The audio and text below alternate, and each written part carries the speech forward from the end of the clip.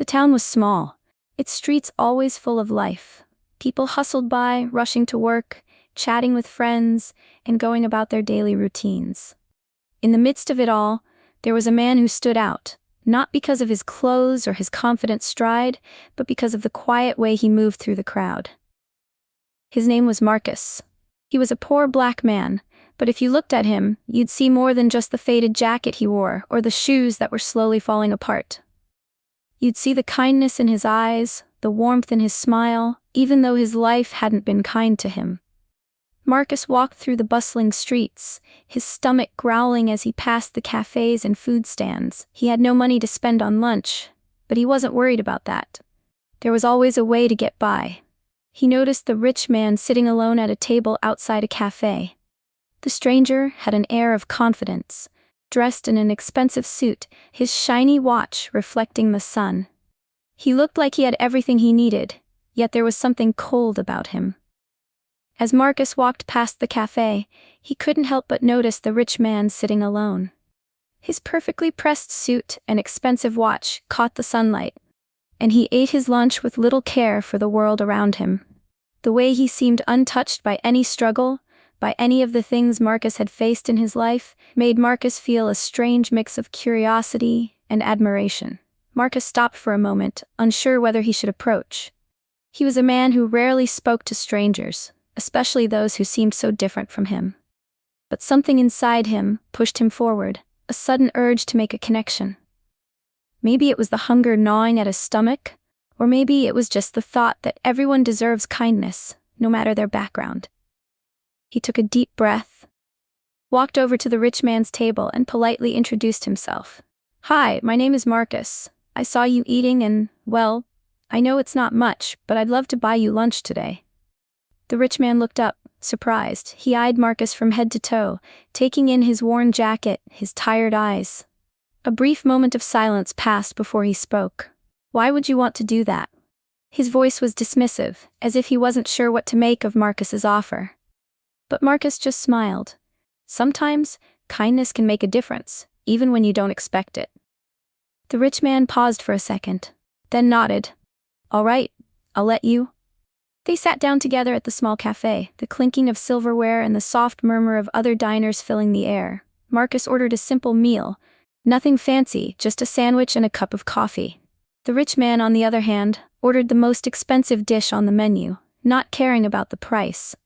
As they began to eat, the conversation started slowly. Marcus was curious about the stranger, trying to understand what had made him so different. "So what do you do?" Marcus asked, taking a bite of his sandwich. The rich man leaned back in his chair, a smirk forming on his face. "I'm a businessman," he said. "I make a lot of money, I own several companies. It's a good life, I can tell you that." His tone was confident, almost proud, but there was a hint of arrogance too. Marcus nodded. He had met people like this before, people who talked about their success without ever considering the cost. "Sounds like you've got it all figured out," Marcus said. "Must be nice." The rich man shrugged, as if his wealth were nothing more than a given. "It is nice. Everything I want I get. No need to worry about bills or what to eat. It's a good life. I never have to think twice about anything."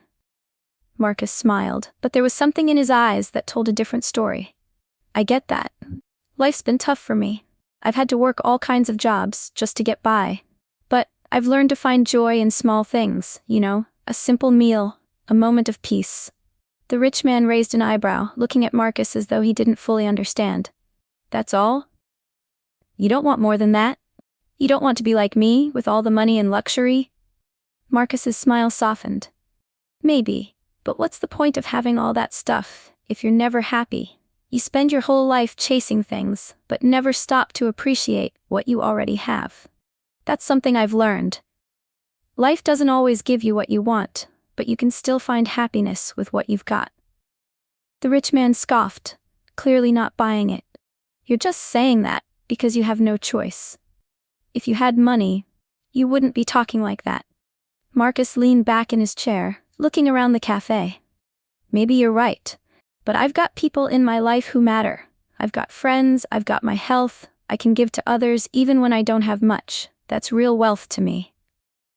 The rich man looked away for a moment, his gaze drifting toward his expensive watch. "I've never really thought about it that way." Marcus continued, not minding the rich man's silence. "There's more to life than just what you can buy. Sometimes, it's the simple moments that make you feel truly rich." The rich man didn't respond right away. He just took a sip of his drink, his mind clearly drifting somewhere else. Marcus didn't push him further. He was used to people not fully understanding, but he didn't mind. He believed in the power of small acts of kindness, and today, that's all he could offer. As they finished their meal, the rich man leaned back in his chair, clearly satisfied. He wiped his mouth with a napkin, glancing over at Marcus. "Well, I'll admit that was a nice gesture. Thanks for the lunch. I don't usually get treated like this," he said, a hint of appreciation in his voice. Marcus smiled, but it wasn't about thanks or recognition. For him, it was enough just to help someone, even in a small way. "No problem," Marcus replied.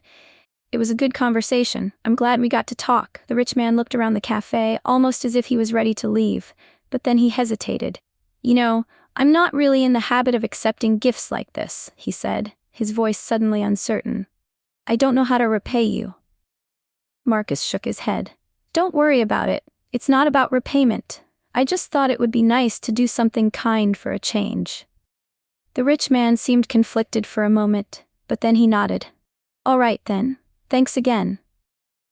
They both stood up, and Marcus reached for his wallet, still unsure whether the rich man would offer to pay for the meal. But as he looked down at the bill, Marcus realized there was no way he could afford it. He was about to ask the waitress for a cheaper option when the rich man suddenly spoke up. "Wait," the rich man said, pulling out his wallet. "I'll take care of the check. You've done enough." Marcus didn't argue. He didn't want to cause a scene, so he simply nodded. The rich man paid the bill, and Marcus felt a wave of relief wash over him. It wasn't much, but it was something. As they walked out of the cafe together, Marcus thought the encounter was coming to an end. The rich man seemed distracted, already thinking about the next thing he had to do. But just as they reached the sidewalk, there was a loud noise. The engine of the rich man's sleek, expensive car sputtered, then died completely. The rich man cursed under his breath, looking at the car as if it had betrayed him. He tried to turn the key again, but the engine refused to start. He slammed his hands on the wheel in frustration. "Great," the rich man muttered. "Just great." Marcus looked over at him, a little unsure of what to say. "You okay?" "I'm fine," the rich man said quickly, but his voice had a tone of panic now. "I've got to call a tow truck. This thing is completely busted." Marcus took a step closer, noticing the rich man was fumbling with his phone, clearly unable to reach a tow company. He saw the growing anxiety in the rich man's face, the kind of helplessness that Marcus knew all too well. "You don't have enough money for a tow, do you?" Marcus asked, his voice gentle but direct. The rich man stopped, glancing up at Marcus. "What's it to you?" Marcus didn't respond right away. He just stood there, watching the rich man struggle with the situation. He knew what it felt like to be caught in a moment of frustration, and he also knew what it was like to need help from someone else, even if you weren't sure how to ask for it. Without hesitation, Marcus said, "I can help. I know a mechanic a few blocks away. We can get your car towed for a reasonable price. It'll take a bit of time, but I can get you there." The rich man looked at Marcus, his pride visibly bruised. He was used to people doing things for him, but never like this. He didn't want to rely on someone else, especially not a stranger. But at that moment, he didn't have a choice. "All right," he said, almost reluctantly. "Lead the way." As they walked toward the mechanic's shop, the rich man's silence spoke volumes. He had always been the one to control situations, to make things happen with a snap of his fingers. But now, here he was, walking behind Marcus, relying on a stranger for help. They reached the mechanic's shop, a small, modest place with a faded sign. The mechanic, an older man with grease-stained hands, waved them over as Marcus explained the situation. The rich man stood off to the side, his arms crossed, looking at the ground. The mechanic quickly assessed the car and confirmed what Marcus had already suspected. It wasn't a major issue, but it would take some time to fix. The rich man, now impatient, checked his watch again and again. He was used to things moving fast, not waiting around. Marcus could tell the rich man was getting uncomfortable, but he didn't say anything. Instead, he just kept his distance, quietly observing. As they waited, Marcus spoke to the mechanic, exchanging small talk. After a while, the mechanic offered them both some cold water. Marcus took a sip and handed the bottle to the rich man, who looked at it for a moment before accepting it.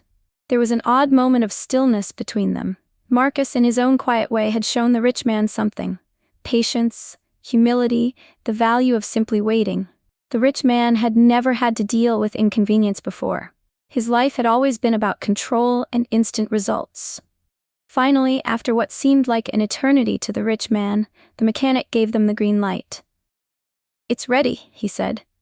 The rich man walked over to the car, his gaze flickering between Marcus and the mechanic. "Thanks," he muttered, though it didn't sound entirely sincere. Marcus gave a small nod, then turned to leave. As he walked away, he felt a strange sense of satisfaction. He had helped, without asking for anything in return. But before Marcus could go too far, the rich man called out to him. "Hey," he said. "You were right, about the happiness thing. I think I get it now." Marcus didn't turn around. He just smiled to himself, continuing on his way. For the first time in a long while, he felt that maybe, just maybe, his actions had made a difference. The next few days felt strange for the rich man. He returned to his mansion, his usual world of luxury and convenience waiting for him. But something was different now. The encounter with Marcus had left an impression on him that he couldn't shake off. As he walked through the halls of his grand home, his eyes lingered on the expensive paintings and the designer furniture. He had everything money could buy, yet he felt an emptiness he couldn't explain. The walls that once seemed like a symbol of success now felt cold and lifeless. He sat down at his desk staring at the papers before him, but his thoughts kept drifting back to Marcus. The poor man had lived a life of struggle, yet he had shown him something the rich man had never truly understood: kindness, patience, and humility. The idea that happiness didn't come from owning things, but from sharing what you had with others. The rich man found himself thinking about Marcus's words, about how wealth wasn't just measured in money. True wealth is not in money but in kindness and gratitude. He couldn't stop repeating them in his mind, like a mantra. It wasn't long before he began changing his habits. At first, it was small things. He started donating to local charities. He gave out free meals to homeless people in the city, not because he wanted recognition, but because he realized he could. He started spending more time with the people in his life, truly listening to them, valuing their company rather than their status. Meanwhile, Marcus went about his life as usual. He didn't expect anything from the rich man. He didn't want recognition or rewards. He simply lived, helping where he could, offering kindness in small ways that made a difference to those around him. He had his challenges, of course. Life wasn't easy, but he was content. One day, Marcus was walking through the park when he spotted the rich man. He was sitting on a bench, watching a group of kids play. Marcus hesitated for a moment, then walked over to him.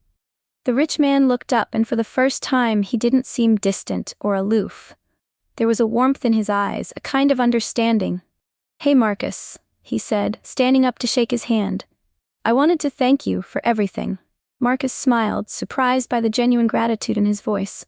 "It's nothing," he replied. "I just did what anyone would do." The rich man nodded. "No, it's more than that. You showed me something. I've been looking at the world all wrong, thinking money would fix everything. But it doesn't. It's kindness, it's what you give to others that matters." Marcus nodded back, his heart light. "It's good to see you learning that. It's never too late." They stood there for a moment, sharing an unspoken understanding. The rich man had come a long way, but so had Marcus in his own quiet way. They both knew that while their paths had been different, they had crossed for a reason.